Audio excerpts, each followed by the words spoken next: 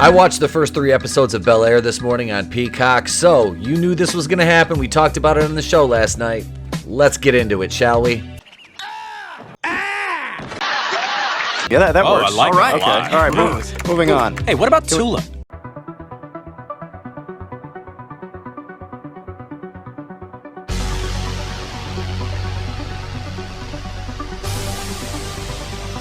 I wish that this show had featured something funny like Jazz getting thrown out of the house like he did in most episodes. It was funny. It was a great running gag they had, but unfortunately, Jazz is a cab driver.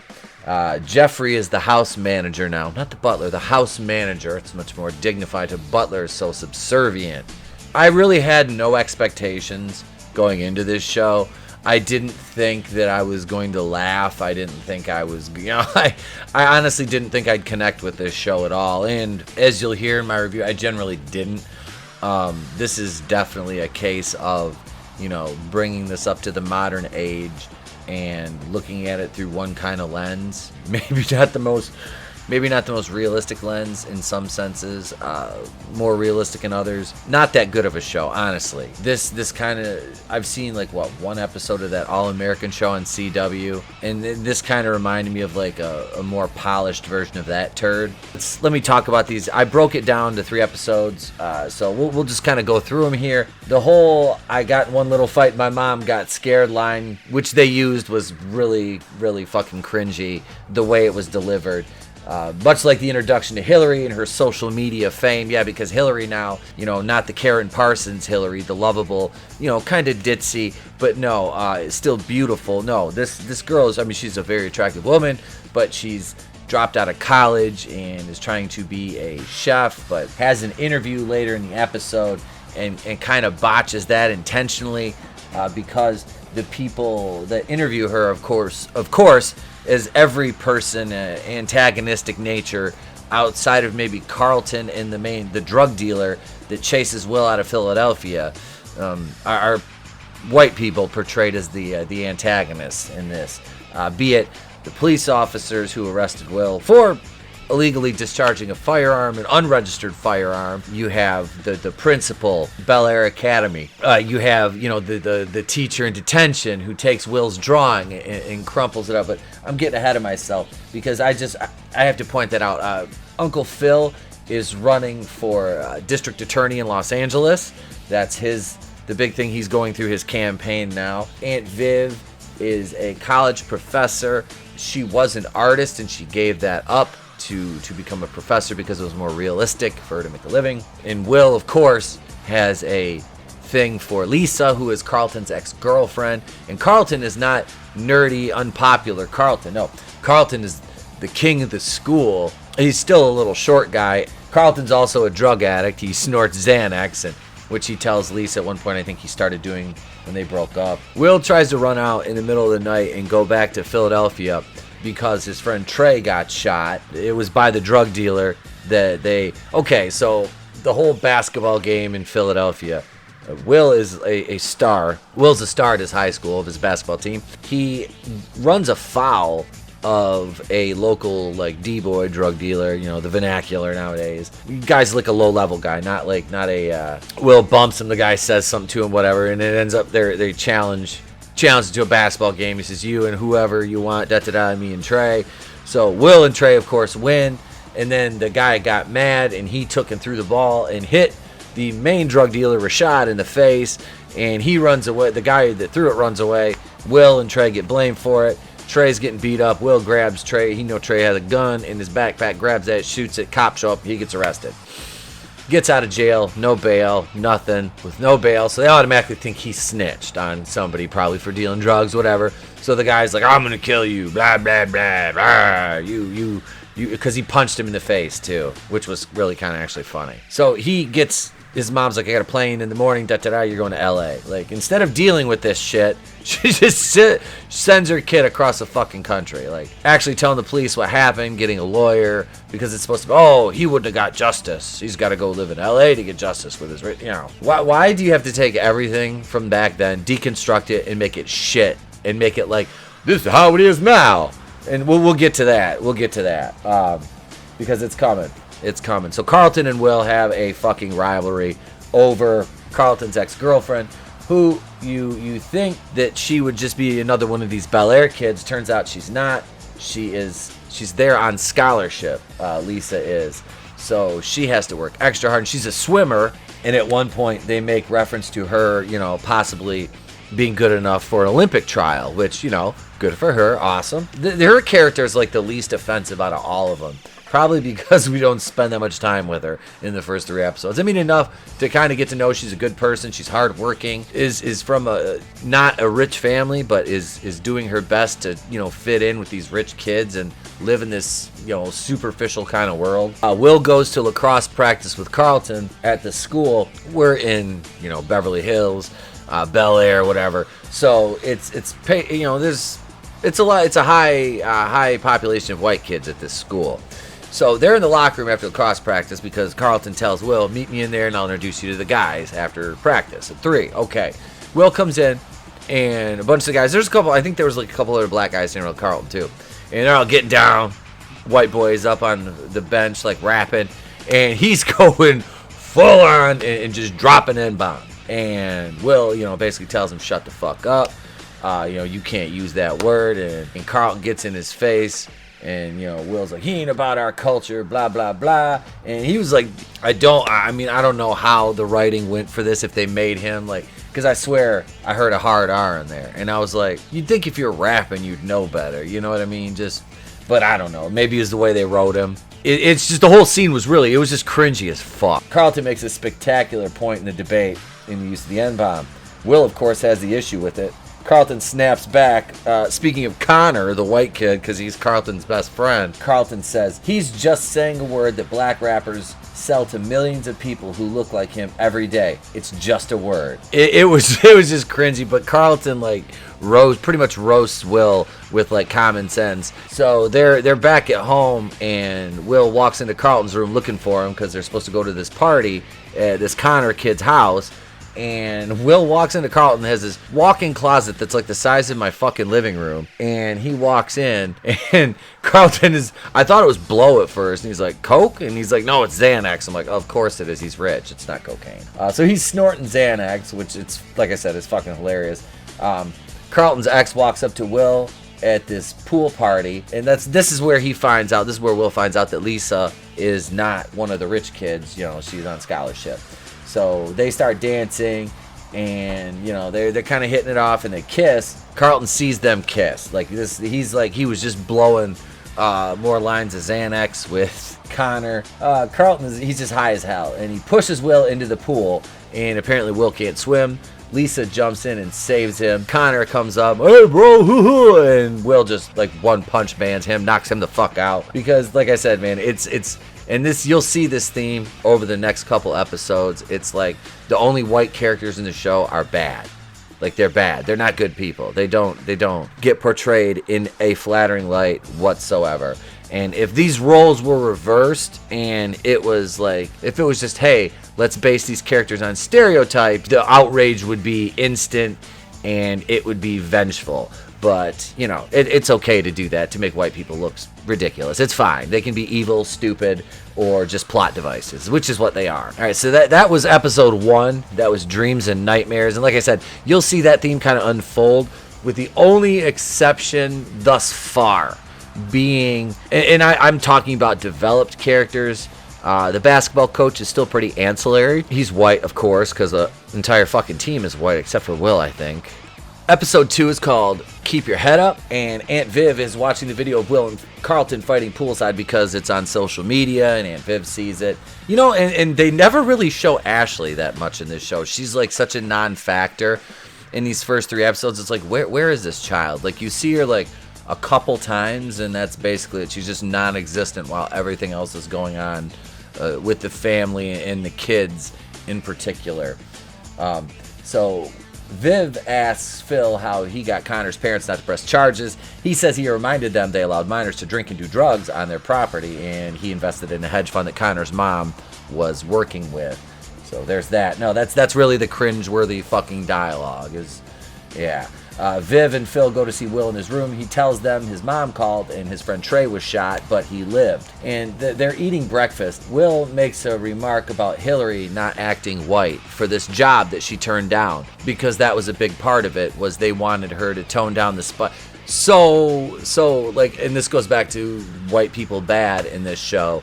The two people that interviewed her from this magazine, it's a white man and a white woman. They're talking to Hillary, and they just completely like, we need you to tone down the spice in your food, make your outfits a little more plainsies. And this is the white guy because he's gay, because of course he fucking is. And like, you know, it's not the demographic we're going for. And she's like, what, my ethnic background demographic? Like, that's of course, because of course it was. Of course it was, because they're evil white people. And spices and food are bad, and bright colors bad too. Wear drab, plain. It's fucking cringe. All right. I can't even lie. It's just fucking cringe. And then Carlton and Will kind of start chirping back and forth when they're getting ready to walk out the door. Carlton says something, and Will's like, in Philly, that gave me a green light to ground your ass out. He calls him, you know, no, motherfucker, beans. God damn it.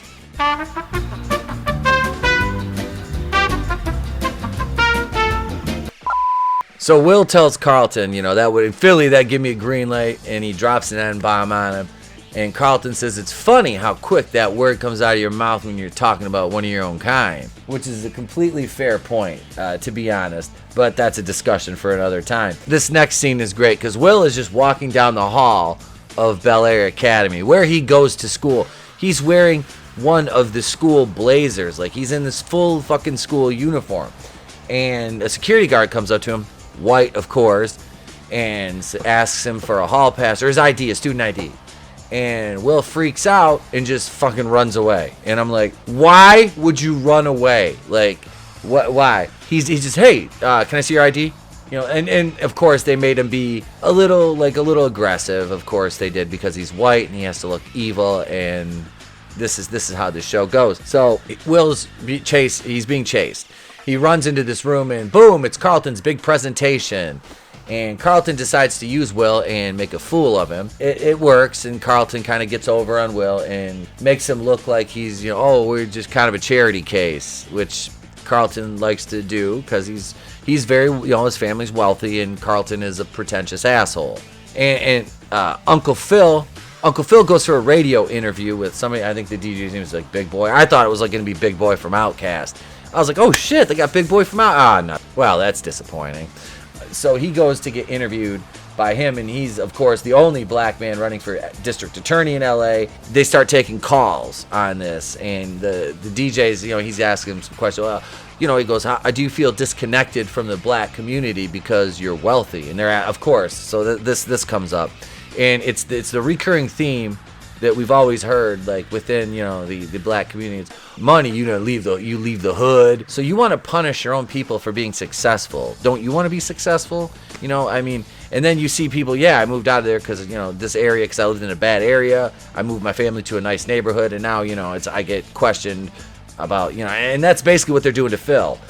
Is kind of questioning his blackness, I guess you would say. But the first caller on the interview says, I need you to repeat after me, Black Lives Matter. And I just, my eyes just rolled back in my head like I was the Undertaker. I mean, it was just like, and we know, like, you see it every day, black folks denounce Black Lives Matter because as an ideology, absolutely, yes, black lives do matter.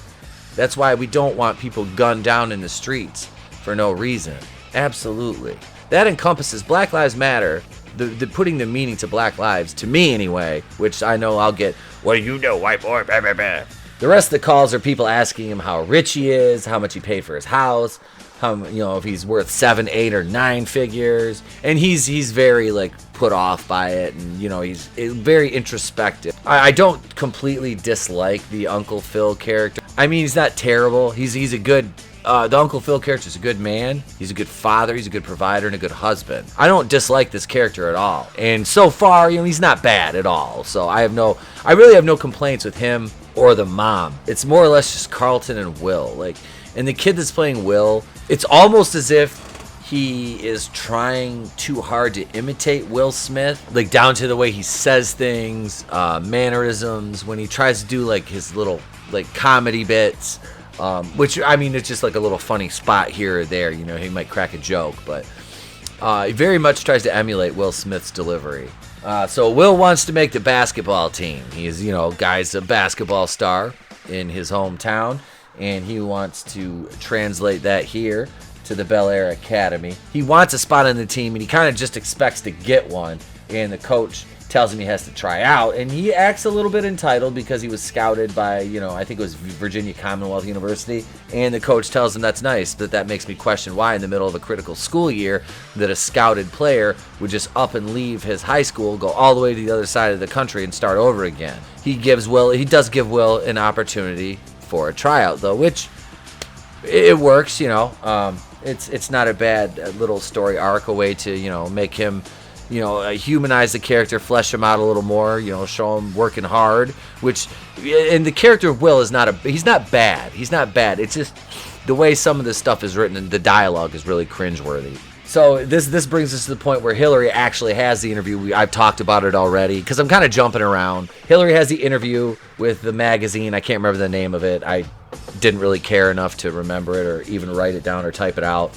The two people interviewing her, as I said, they're both white, a white woman and a gay white guy, and they're making comments regarding her use of spices, her colorful wardrobe, telling her her family is not the target demographic for their magazine. It's so insulting, and it leads to her obviously turning the job down, and which, you know, she's still kind of finding herself because she dropped out of college, you know, working on her social media stuff, you know, developing her following. I think she's on YouTube.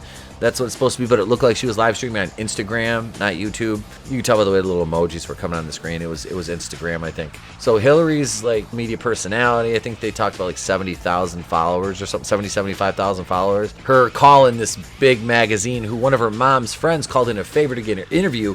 She basically dragged him online, had people call him racist and sexist. Girl, the man was like gay.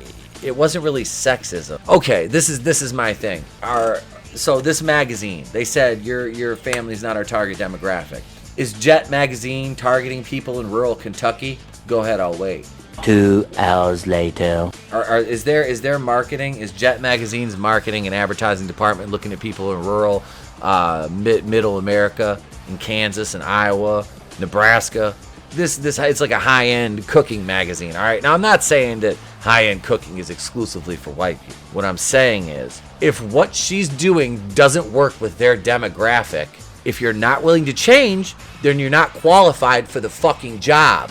Like, that's the thing. And it's like, trust me, I have no problem with spice in food. That's how, white people don't like spices. And that's like, that's racist! Who doesn't like spice in their food? Like, I don't know, maybe people with like indigestion. I never suffered from that problem, so I do enjoy spice in my cooking. So yeah, I actually get blamed for making my food too hot. But it's fucking cringy. It's really fucking cringy, and it's like, yeah, so a magazine's not allowed to have a target demographic because because the target demographic isn't black. Oh, okay, all right. But if a black magazine doesn't target white people, then that's fine because that's not for you. You see what I'm saying? You see the double standard here? In one of his classes, Will makes a white friend named Tyler, who we don't really get to hear too much from. He delivers a couple lines. And like the first time he talked, I'm like, is he going to be like the stereotypical, like, kind of I think I'm black white guy that's kind of dumb? Like, is he going to be like the big dumb puppy white guy? Is that what he's going to be? You know, Will's like, I got to try out. And he's like, you know, Tyler's kind of, you know, he befriends him because he comes into class late and he gives the teacher an answer that could almost be considered as like kind of a woke kind of thing to say. Most of the dialogue I was kind of playing on my phone, and I'm just like, huh? Like, and I didn't feel like rewinding it because I had 3 episodes to sit through, and I'm already at 16 minutes on this one. So that's way more fucking time than I wanted to spend on this fucking show. So Will calls up Jazz, whose number he kept, the cab driver, and they go to play basketball, and Will's having flashbacks of what happened in Philly on the court. He can't barely play. He's missing all kinds of shots. He opens up to Jazz about what happened. Yeah, so we have that little moment where they're keeping Jazz as part of the story. He's kind of just somebody for Will to confide in because he's Will sees him more on the same level than he does anybody in his family, because they're obviously all, wealthy, and Will is more of like a common everyday person.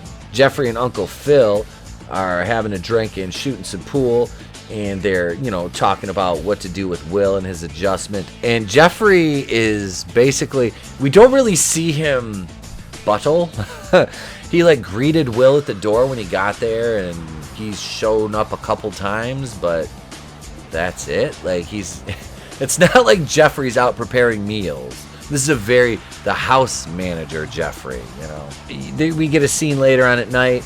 Will is down shooting around on the basketball court at the Banks residence, and, it's a gorgeous, basketball. It's almost set up the tennis court, basketball court kind of thing. And Uncle Phil comes down and says, I built this for Carlton before he fell in love with lacrosse. And so him and Will are kind of shooting, and Uncle Phil's got a nice jumper on him. Uncle Phil's making it rain. They have a nice discussion. Will's telling him, how bad the police treated him, and Phil, he's telling him how broken the system is. And Phil says, the system is broken, and you're lucky you're not dead. Carlton sees them playing ball and getting along and kind of laughing, and I think they high five or something. He's obviously jealous, which of course will lead to more tension between him and Will. Yeah, Will asks Tyler some advice on how to make the basketball team. Tyler tells him, play it straight, don't show off. The coach is a straight shooter, which obviously you think it won't sit well with Will, because, if you saw, the first episode, the basketball game he played in for his high school, he's showy.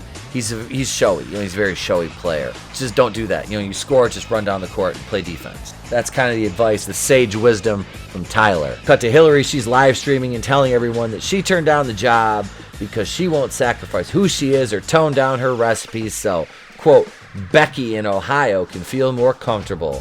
So we're just saying fuck white people is what we're doing.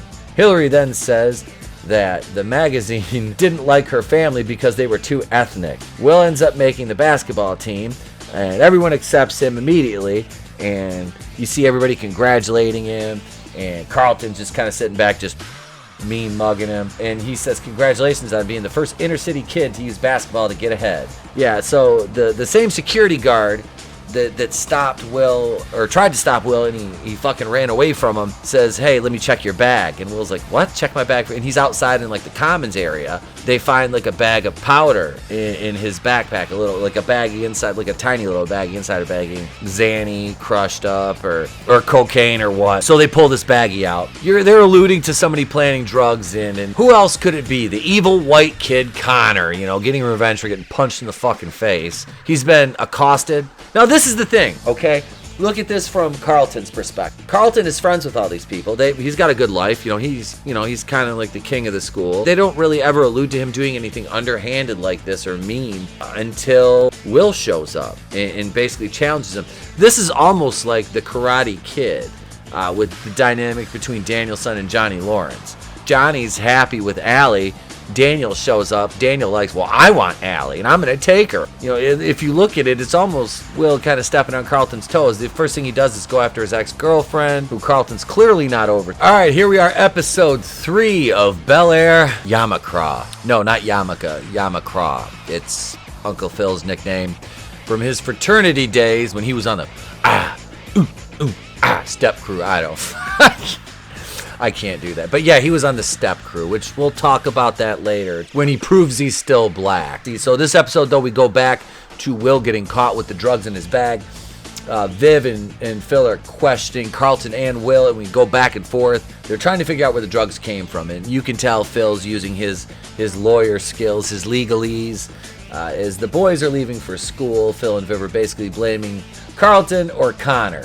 And Connor is admitting to Carlton that he did it as a clapback, and I hate that fucking clap back. Fuck you. I hate that fucking term. I hate it, because all I can hear is some dumb bitch just clapping, going, you don't know what you blah blah. Fucking there's a reason for buckets of water and cattle prods, and people clapping their hands when they talk is fucking one of them. So yeah, Connor admits to putting the drugs in Will's bag, of course. Carlton's like, there's the obligatory, I got a black mom, you don't fuck with a black mom. Dude, my mom is Polish and Hungarian, and she used to whoop the shit out of me with wooden fucking spoons. She pulled me into an empty aisle in a grocery store and smacked me in the mouth for talking back before. Don't think black moms have the fucking market cornered on disciplining the shit out of their kids. Yo, I got Mexican friends.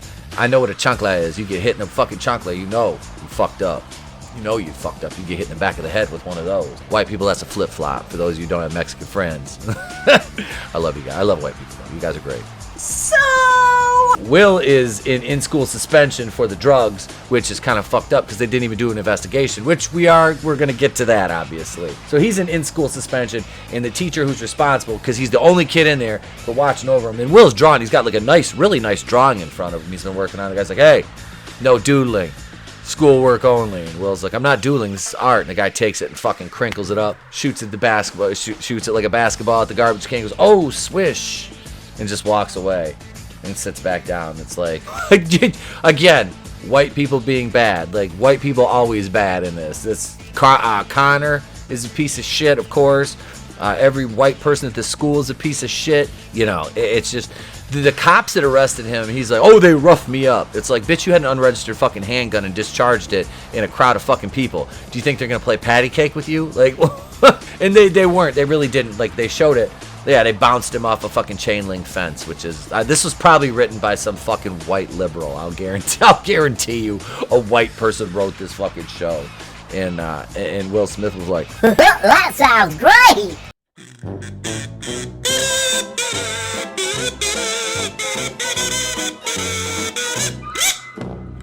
Phil and Viv come to the school and they're talking to the principal, and they find out they didn't review the security tapes to see if there was any foul play or something, treachery was afoot in regards to Will's bag, if it had been tampered with at all.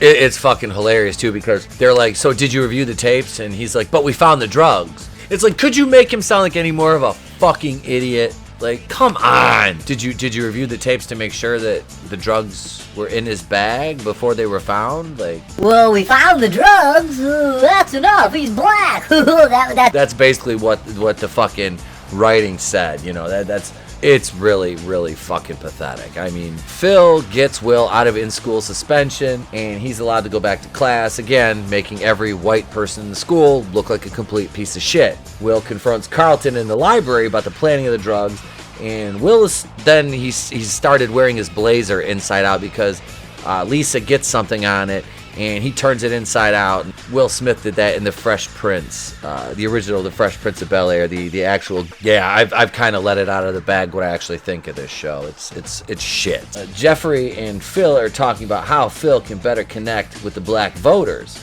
because they feel disconnected to him due to his wealth. Carlton is sitting down talking to Lisa, trying to be all nice and win her back over because he sees Will getting in good with her now. So Carlton's trying to be nice.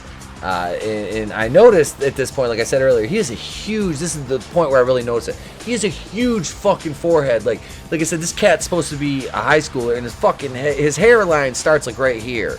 It's fucking insane. Like, and like I said, I say this is somebody who's bald. Phil comes into Will's room and gives him a copy of The Alchemist, and he has a talk with him, and he says, hey, this book, this helped me, and, I think it could help you too, so make sure you read it. And invites him to a gathering of his former fraternity brothers. And this is where we get the Yamacraw. This is Uncle Phil's Yamacraw, okay? So, yeah, he does, they do the, I can't even fuck, the steps, they're step dancers for his fucking, fraternity. They do the step thing. You know what I'm talking about, the stomp the yard I can't even do that bit with a straight face. It just makes me think of Kirk Franklin and that song Stomp back in the day. I remember I bought that tape. Young, naive me, I bought that tape. I didn't know Kirk Franklin was like gospel type music. I bought that and I'm like, this is the only good song in here. I'm not listening to the rest of this gospel shit. I think I still have the tape somewhere though. Oh, so Will, after Uncle Phil leaves him with the Alchemist book, he gets a text, a picture of like an airplane getting ready to leave, and it's a text from Rashad who says, what did he say? You better have, I'm coming to LA to kill you. Ooh, you better have somebody have your back. So this local, just street level drug dealer is going to fly all the way across the country to kill somebody.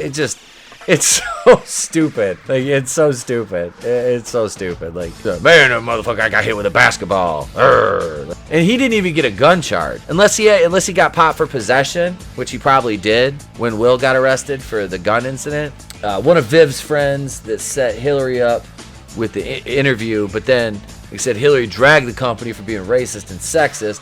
She comes to Viv's little get-together she's having at her house, at her and Phil's house, their house. They have their get-together there for the ladies, and Phil and Carlton and Will go to his fraternity gathering. I guess these are all it's fraternity sorority kind of thing. So Viv's having her sorority sisters over, and they're having cocktails and food and whatnot that Hillary made, and she's trying to connect Hillary with potential job, and Hillary's so resistant to it. She just doesn't. She wants to do her own thing. She wants to make her own way, and she's been living in their pool house, not paying bills because she dropped out of college, which a lot of them are like, oh, clutch my pearls, you dropped out of college. Ooh, child. The crawfish cookout, Phil is being shamed by his old fraternity brothers for being successful and living in a nice neighborhood, which seems to be a common theme within the black community. And I say that in television shows and kind of in reality, because we see and we hear this from black people who are successful when they're in. What did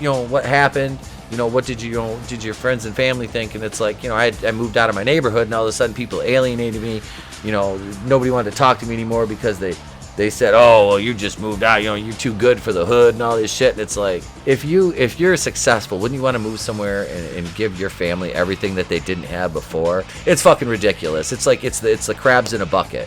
None of the crabs want to let the other crabs get out. They all want to live in the same squalor together. And it's not just the black community; it's every community. You see that in. People get mad at other people for succeeding instead of saying, "Hey, good job," or working harder so maybe they could achieve that too. It's easier to pull people down than it is to build them up and give them praise for their accomplishments. And that's kind of the theme we get with Phil's old fraternity brothers until Will gets up on stage and he's trying to do the step thing, and they're like, "Oh, get the hell off the stage!" Phil's buddies are catcalling Will, trying to get Will off the stage. Will gets Phil to get up, and he's like, "Uncle Phil, you got to show me how to do this, right?" So Phil does the steps, and automatically all the black people accept him again because he wanted to get one of his old fraternity brothers, who's the largest.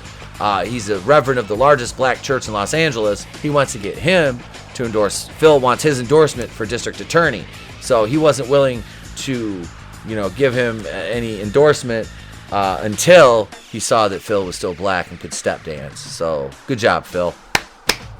Carlton's talking to this guy. He thinks he's going to help him get an internship with this program, and they're playing chess, and Carlton's kissing his ass, and he finds out the guy retired, and this other dude there is in charge of it. So that avenue's closed. Carlton's pissy.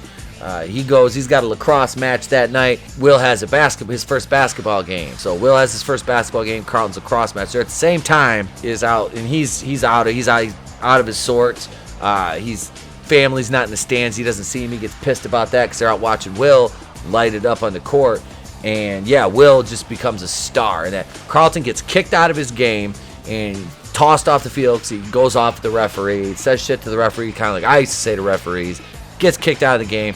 He's in the locker room, blows some lines of Xanax out of his locker, which is disgusting. But, I mean, that locker room looks like you could eat off the floor, and it's a locker room. So he's in there doing that, and then he goes out into the gym, sees Will hit the winning shot. His family, Hillary and Viv and Phil are still there. They're watching Will, cheering him on. Will hits the game-winning three-pointer. Yeah, Carlton's, pissed, and he walks away, and everybody's celebrating Will. And during this game, while this game's going on, they're cutting to Hillary, who Viv is kind of basically kicking her out of the house, telling her you're cut off, you're not getting our money, you want to do your own thing, you're going to make your own moves and do your own thing and blah, blah, so you're cut off. There's one static, stock shot when they go to Philadelphia, and it's a shot of a row of cars on the street, in front of townhouses. They cut in, and you see that Rashad cat, and this dude walks up to him, and he's trying to get his attention, get him. He's like, hey, dog, look, dog.